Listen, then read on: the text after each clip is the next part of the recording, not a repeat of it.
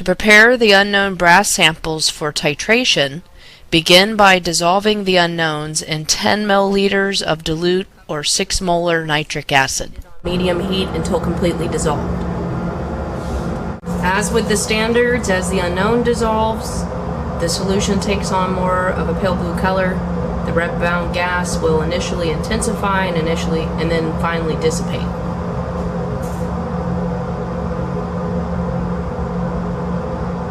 While waiting for the samples to dissolve, never allow it to boil to dryness. If it looks like the liquid of the solution is getting too low in volume, you can pipette in an additional milliliter or so of dilute nitric acid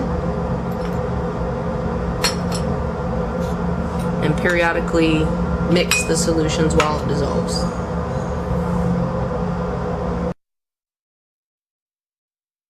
After the samples are completely dissolved, as evidenced by no traces of the brass powder that you originally started with, you will remove each sample from the heat and allow to slightly cool.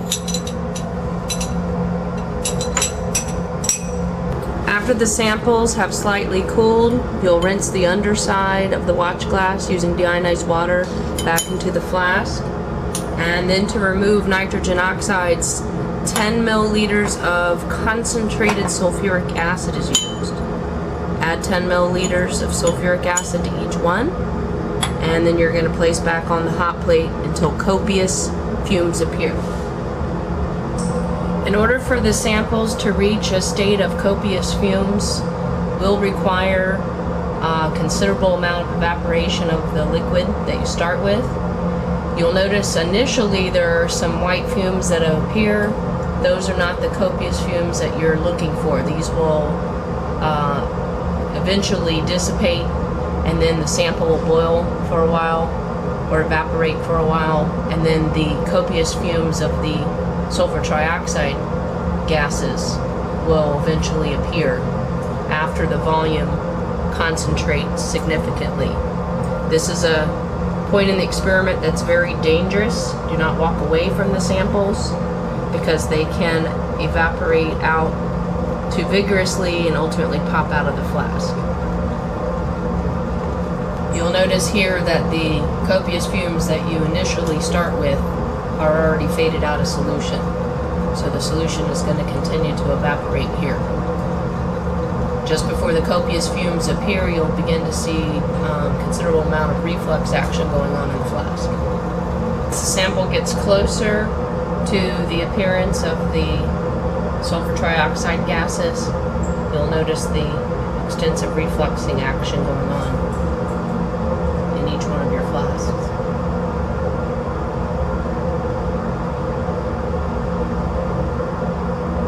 You might be able to see in the third flask there that copious white fumes are beginning to appear. You'll see them originating from where the top of the solution is at the bottom of the flask, and the white fumes migrating all the way up to the top of the flask. At the point that those fumes appear, not disappear, you'll remove that sample from the heat and allow it to cool. So they might reach copious fumes at different stages. Just remove them from the heat as they do so. Now you can see the back flask has reached copious fumes, so that's being removed from the hot plate, and the front right flask, copious fumes. Still waiting on that one to reach copious fumes.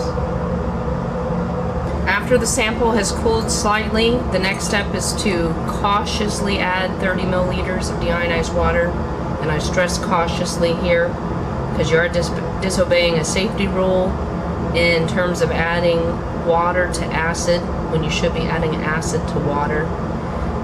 Your unknown samples may have, after the sulfuric acid step, some appearance of solids, white solids. These are due to the other metals that are in your brass sample, particularly tin and lead, so they can be ignored at this point. But to cautiously add the water, you do not take the full 30 milliliters and dump it in all at once.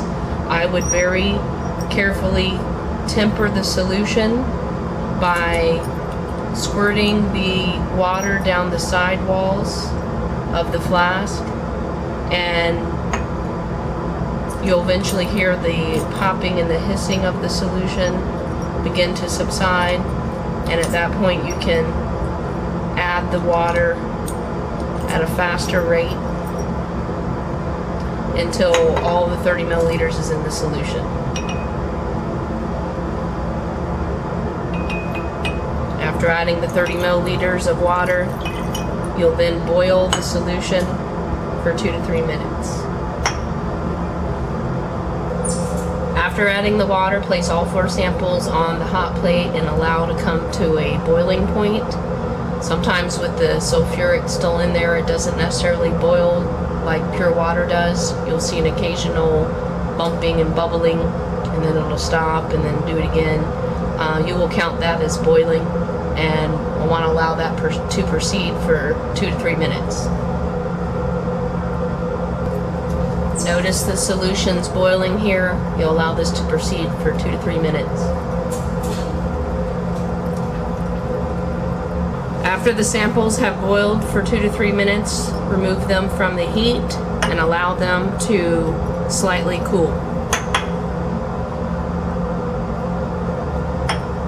The next phase in the unknown preparation is to pH adjust the solution and remove any remaining interferences. Just like with the standards, this requires the use of the same 3 reagents: concentrated ammonia, 3 molar sulfuric acid, and 85% phosphoric acid. The first reagent to add in the pH adjustment of the unknowns is the concentrated ammonia. This must be added very cautiously because you are adding extremes in pH. Concentrated ammonia to the sulfuric acid that was further concentrated. These are highly exothermic processes and will pop and hiss sometimes out of the flask. So to minimize that, I'm pipetting the ammonia right down the side walls of the flask. And once the popping and the hissing subside, then you can add it at a faster rate. Okay, and the ammonia is continually added until the appearance of the intense blue copper ammonium complex forms, just like it did in the standards.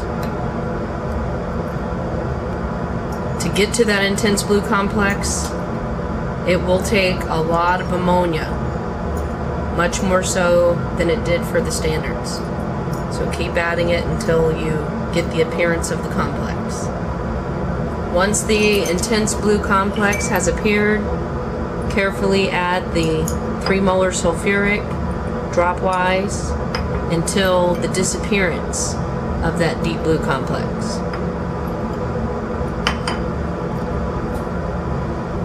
Just as with the standards, when you've added enough 3 molar sulfuric just until the color of the complex just disappears, you're going to be somewhere between the initial pale blue that you started with and the deep purple blue that you had when you added the excess ammonia.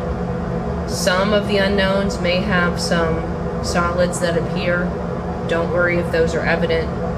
Always go off the color of the solution. The final step in the unknown preparation is to add 2 milliliters of 85% phosphoric acid to the sample.